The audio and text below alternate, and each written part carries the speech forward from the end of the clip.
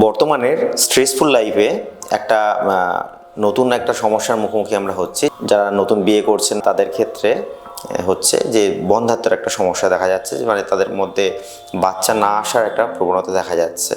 অনেক দিন ট্রাই করার পরেও তাদের কিন্তু ইনফার্টিলিটি থাকছে, বাচ্চা আসছে না স্বাভাবিকভাবে। এক্ষেত্রে টেস্ট করে অনেক ক্ষেত্রে দেখা যায় যে আমাদের ছেলেদের বিশেষ করে স্পার্মের মধ্যে এদের কাউন্ট কম, অথবা কাউন্ট ঠিক থাকলেও তাদের মধ্যে মোটিলিটি কম, অথবা মোটিলিটি ঠিক থাকলেও কাউন্ট ঠিক থাকলেও তাদের শেপটা খুব ডিস্টর্টেড। এটাকে আমরা মেডিকেল পরিভাষায় অনেকগুলো নাম দিতে পারি, কিন্তু স্বাভাবিকভাবে সংখ্যাটা কম হতে পারে, তার স্পিড বা মোটিলিটি যেটা সাঁতার কাটার ক্ষমতা সেটা কমতে হতে পারে, অথবা তার সাইজ বা শেপ যেটা ঠিক বেলুনের মতো টিপিক্যাল হয় বা ব্যাঙাচির মতো দেখতে হয় সেটা ভাঙাচোরা মতো দেখতে হয়, উল্টো পাল্টা শেপ আসে। তার ফলে তাদের উভয়ে যে পেনিট্রেশন সেটা সে ঠিক মতো করতে পারে না। এর ফলে কিন্তু আমাদের ইনফার্টিলিটি চান্স অনেক বেড়ে যাচ্ছে। তেমনইভাবে মেয়েদের তরফ থেকেও ওভামের কোয়ালিটি খারাপ হতে পারে, যার ফলে যদি আমাদের ফার্টিলাইজেশন হয়েও যায় তারপরে সেইটা ইম্প্যাক্ট যেখানে হচ্ছে আমাদের ইমপ্ল্যান্টেড হয় সেই জায়গাতে অনেক ক্ষেত্রে কিন্তু ঠিকমতো করে সেটা বসতে পারছে না। তো এই মতো অবস্থায় আমাদের মেডিকেল সায়েন্সে অনেকগুলো থেরাপি আছে। এখনকার দিনে ইনভিট্রো ফার্টিলাইজেশন, যেটা আইভিএফ করে অনেক ক্ষেত্রে বাইরেই নিষিক্ত করে স্বাভাবিকভাবে তা একটা সিলেক্টিভ স্পার্ম নিয়ে করা হয়, কিন্তু এগুলো বেশ খরচ সাপেক্ষ চিকিৎসা এবং এগুলোরও কিন্তু সাকসেস রেট খুব বেশি নয়। সেক্ষেত্রে যদি আপনারা একটু এক্সারসাইজ ডায়েট তো করবেনই, তার পাশাপাশি যদি আকুপাংচারের সাহায্য নেন এতে কিন্তু খুব ভালো ফল পেতে পারেন।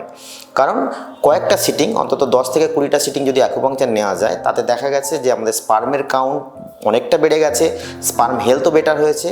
তার ফলে অনেকভাবে আপনাদের স্বাভাবিকভাবেও বাচ্চা এসে যেতে পারে। বা যদি আমরা সাহায্য নিই, ইনভিট্রো ফার্টিলাইজেশন যদিও করি, তার আগে যদি আমরা এই থেরাপিটা নিয়ে তারপরে যদি আমরা আইভিএফ করাই তাহলে দেখা যাবে যে আমাদের আইভিএফের সাকসেস রেটটাও বাড়ছে এবং তার সাথে সাথে আইভিএফের যে ইমপ্ল্যান্টেশন করার পরে যে বাচ্চাটা স্টে করে, যেটা যে 9 মাস যে বাচ্চাটা থাকছে, সেই জন্য কিন্তু আমাদের ইউটেরাসটাও কিন্তু প্রিপেয়ার হয়ে যায়। মেয়েদের ক্ষেত্রে যদি আমরা অ্যাকুপাংচার দিই তাহলে ওই লোকাল জায়গায় ব্লাড ফ্লো বাড়ার ফলে অর্গানের মধ্যে ভালো রকম ব্লাডের পেনিট্রেশন পড়ে, তার ফলে যে লোকাল প্যাথোলজি সেগুলো কারেক্ট হয়, হরমোনাল অ্যাক্সিসটা ঠিক হয় এবং সবথেকে মেন ইম্পর্টেন্ট ফ্যাক্টর এখনকার দিনে যেটা স্ট্রেস, সেই স্ট্রেসটা কিন্তু কমাতে সাহায্য করে অ্যাকুপাংচার ভীষণভাবে।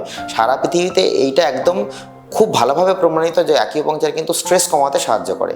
আমরা সাধারণভাবে স্ট্রেস কমানোর জন্য যোগা, প্রাণায়াম বা ভালো জায়গায় ঘুরতে যাওয়া এগুলোর পরামর্শ দিই, কিন্তু অনেক ক্ষেত্রে দেখা যাচ্ছে আমাদের এই যে হচ্ছে ফাস্ট লাইফস্টাইল, সেক্ষেত্রে আমরা এগুলো করে উঠতে পারছি না, অথবা যোগা প্রাণায়াম করলেও শুরু করলেও সেটাকে সাস্টেন করতে পারছি না।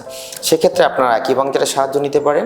অ্যাকুপাংচার is a very good modality in treating those kind of problem, কারণ এটা স্ট্রেস কমিয়ে দেয়, এটা হরমোনাল যে ইমব্যালেন্স সেটাকে কারেক্ট করতে সাহায্য করে এবং লোকাল প্যাথোলজি, লোকাল এরিয়াটা কিন্তু হেলথ, লোকাল এরিয়ার হেলথ, ব্লাড ফ্লো বাড়ার জন্য বা নিউরোমডুলেশনের জন্য লোকাল জায়গাটা ভালো থাকে। তার ফলে আপনার স্পার্ম কোয়ালিটি বেড়ে যাচ্ছে, মেয়েদের ওভাম কোয়ালিটি বেড়ে যাচ্ছে।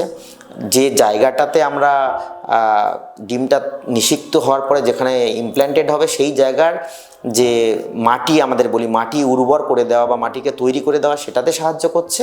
এবং তার সাথে সাথে অনেক ক্ষেত্রে দেখা যাচ্ছে এই ধরনের করার পরে সেক্সুয়াল ডিসঅর্ডারটাও কারেক্ট হওয়ার পরে নর্মালভাবেই আমাদের নিষিক্ত হয়ে যাচ্ছে ডিম, বা তার ফলে নর্মালভাবেই বাচ্চা এসে যাচ্ছে।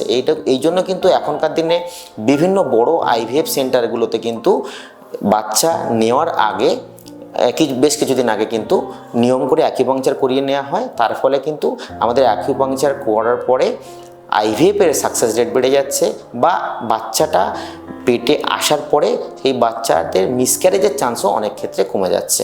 ধন্যবাদ। Second opinion, when all doors are closed.